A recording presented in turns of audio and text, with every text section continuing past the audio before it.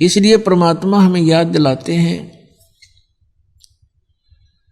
राम नाम रटते रहो, राम नाम रटते रहो, जब तक घट में प्राण,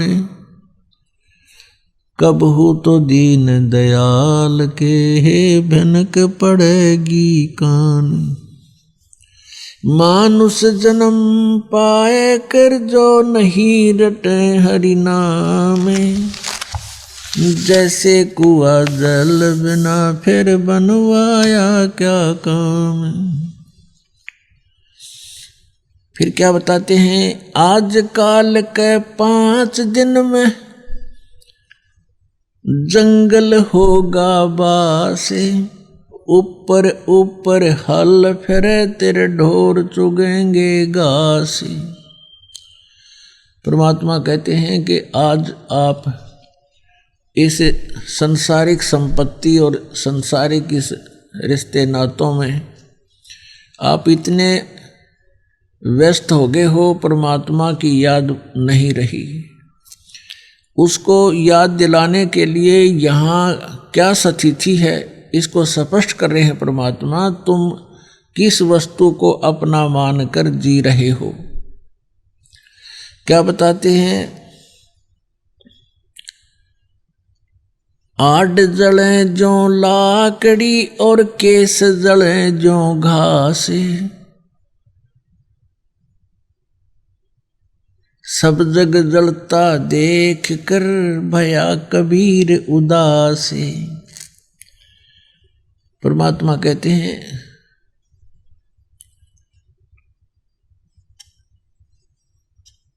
कि आड़ जले लकड़ी ही जले, ये जले जलावन हारे, एक कबीरा नहीं जले जो है नाम आधार। अब क्या बताते हैं कि जैसे किसी की मृत्यु हो जाती है, उसको उठाकर ले जाते हैं, सभा करते हैं, अंतिम संस्कार करते हैं, तो परमात्मा कहते हैं कि जो जलाने वाले हैं वो भी एक दिन यहीं पर जलेंगे, और ये सब जग जलता देखकर अब किसते करूं पुकार। यानी सभी इसी स्थिति के प्राणी हैं, इनसे किससे अर्ज करूं जो मुझे इस भयंकर कष्ट से बचा दे।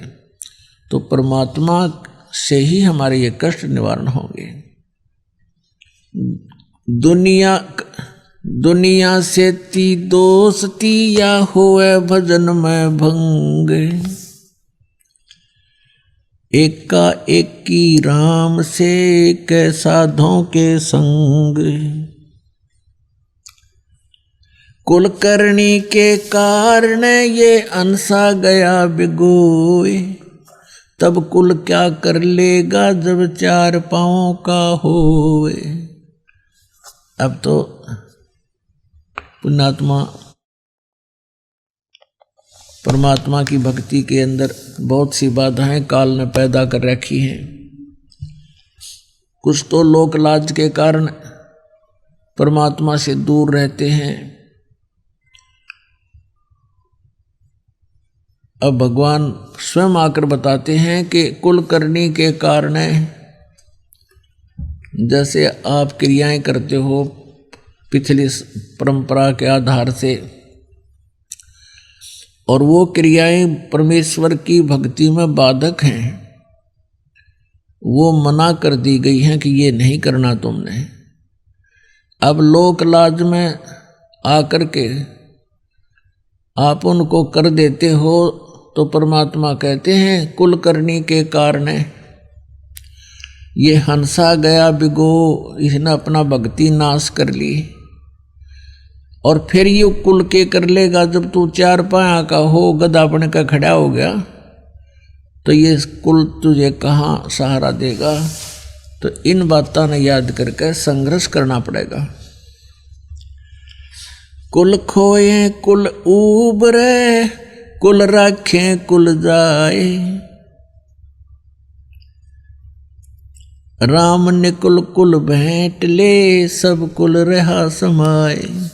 अब परमात्मा कहते हैं यदि तुम अपने कुल के बचाव के लिए कि हमारा जो है भाईचारा बना रहे, लोग विरोध ना करें, क्योंकि आप जी जो साधना कर रहे हो ये समाज से विपरीत है और ये यथार्थ है। समाज जो कर रहा है वो केवल एक देखा देखी कर रहा है, परंपरा पहले पूर्व जन्म से जो जिसने जैसा बता दिया वैसा करें। तो यहाँ परमात्मा बताते हैं कि कुल राखें, कुल जात है, तुम अपनी लोकलाज के अंदर आकर भक्ति करी नहीं और वहीं बने रहे उसी कुल के परंपराओं में, कल को मृत्यु हो जाएगी, ना आप रहो ना आपका कुल रहना, एक दिन सब ने जाना है। फिर परमात्मा कहते हैं राम ने कुल कुल भेंट ले, सब कुल रहा समाए। इस परमात्मा वाले कुल में तू आ जा, ये आपका भगत कुल है, ये राम कुल है। और इसमें आप वो तो चले जाएंगे जो भक्ति नहीं करते, पशु पक्षी बनेंगे, उनका तो वहाँ कुल हो जाएगा और आपका फिर जन्म होगा, या तो पार हो जाओगे सतलोक में, हमारा कुल होगा, और यदि पुनर्जन्म हुआ तो किसी भक्त आत्मा के घर आपका जन्म होगा और फिर से भक्ति मिलेगी।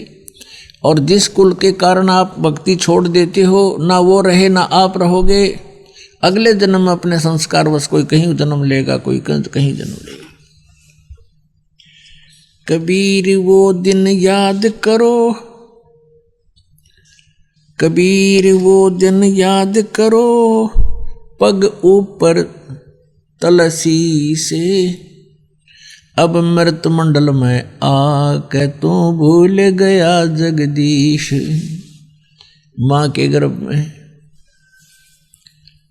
माँ के गर्भ में ये प्राणी बहुत कष्ट में होता है।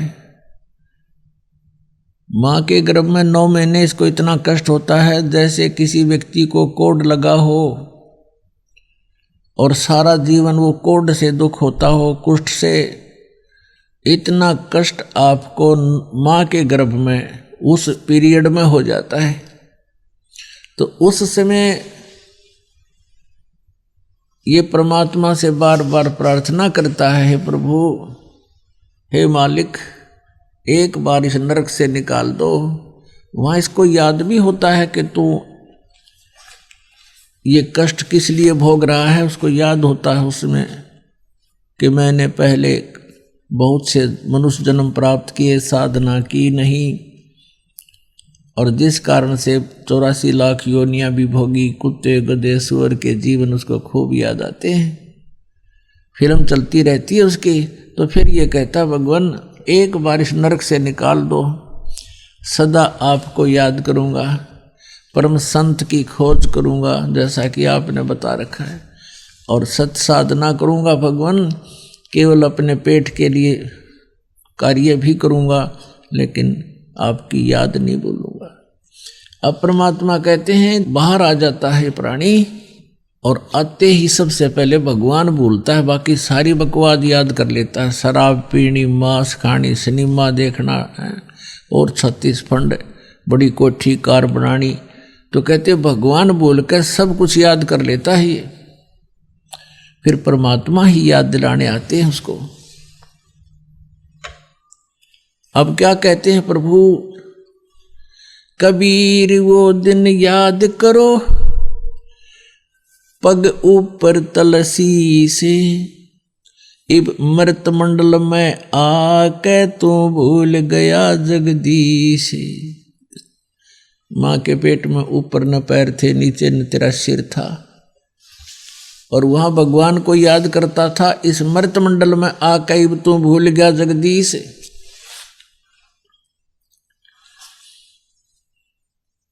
अब क्या बताते हैं परमात्मा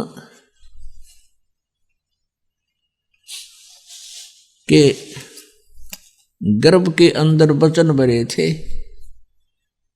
कहते हैं उस समर्थ की रीझ छुपाई, अब कुल कुटुंब से राता, और गर्भ के अंदर वचन भरे थे, कहाँ गई वह बाता।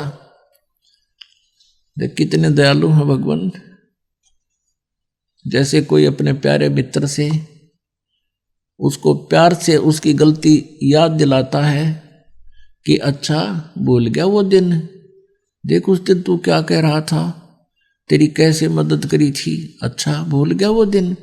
तो ऐसे परमात्मा कहते हैं कि अब उस समर्थ की रीझ छुपाई, तू हाथ जोड़ा था, बार बार विनय कर रहा था, भगवान मुझे माँ के पेट से निकाल दे, गर्भ से, इस पाप से, इस नरक से। उसने माँ का पेट ना दिखता वहां तो उसने नरक दिखाई देता है, और कहता है मुझे इससे बाहर निकाल दे प्रभु, आपको कभी नहीं बोलूंगा। कहते हैं उस समर्थ ने तेरी पुकार सुनी, तू यूं का यूं तेरा शरीर बाहर निकाल दिया, बहुत सुंदर शरीर बना के सकुशल। अब जिसने तेरी रक्षा करी, तेरा पालन पोषण भी पेट में माँ के गर्भ में उसी ने किया, और बाहर आते ही माँ के सतन में दूध भर दिया भगवान ने, उससे पहले दूध नहीं था।